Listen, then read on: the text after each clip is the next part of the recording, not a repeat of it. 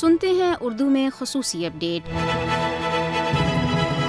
بھارتی دارالحکومت میں ہندو انتہا پسندوں کی طرف سے ایک سکھ لڑکی کے ساتھ اجتماعی آبروریزی اور تشدد کے خلاف آج نئی دلی میں ریل روکو احتجاج کیا جا رہا ہے۔ 26 جنوری کو نئی دلی میں ہندو انتہا پسندوں نے 20 برس کی ایک سکھ لڑکی کی اجتماعی آبروریزی کی، اس کے بال کاٹ دیے اور تشدد کے بعد لڑکی کو گلیوں میں گھسیٹا تھا۔ واقعے کی ویڈیو سوشل میڈیا پر وائرل ہے۔ ریل روکو احتجاج کی کال امریکہ میں قائم تنظیم سکھ فار جسٹس نے دی ہے، جو بھارت میں سکھوں کے لیے علیحدہ ریاست خالصتان کی حمایت کرتی ہے۔ تنظیم کے سربراہ گرپتونت سنگھ پنو نے کہا ہے کہ نئی دلی میں پیش آنے والا واقعہ اب سکھ بمقابلہ ہندو بن گیا ہے۔ انہوں نے بھارت میں سکھوں سے کہا ہے کہ وہ جمعے کو زبردست احتجاج کریں تاکہ دنیا کو یہ پیغام دیا جا سکے کہ سکھ بھارت میں غلام ہیں اور اپنے لیے الگ وطن چاہتے ہیں۔ سکھ رہنما نے خبردار کیا ہے کہ آج بھارت میں سکھوں کو 1984 جیسی نسل کشی کا سامنا ہے۔ ہندو انتہا پسندوں کی اس بربریت نے بھارتی معاشرے کا اصل چہرہ بے نقاب کر دیا ہے۔ مودی کے بھارت میں سکھوں سمیت تمام مذہبی اقلیتیں ہی غیر محفوظ ہیں۔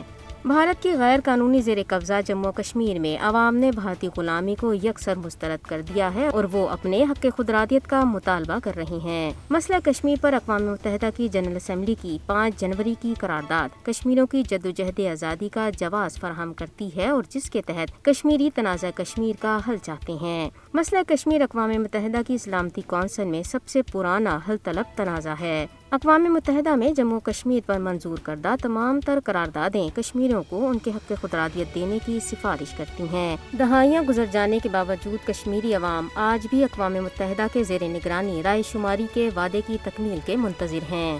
بھارت کے 5 اگست 2019 کے تمام تر اقدامات جموں کشمیر پر اقوام متحدہ کی قراردادوں کی کھلی خلاف ورزی اور اس کی ساکھ پر سوالیہ نشان ہے۔ جنوبی ایشیا میں امن استحکام کے لیے عالمی ادارے کی قراردادوں پر عمل درآمد ناگزیر ہو چکا ہے۔ اقوام متحدہ کی ذمہ داری ہے کہ وہ تنازع کشمیر پر اپنی قراردادوں پر عمل درآمد کروائے۔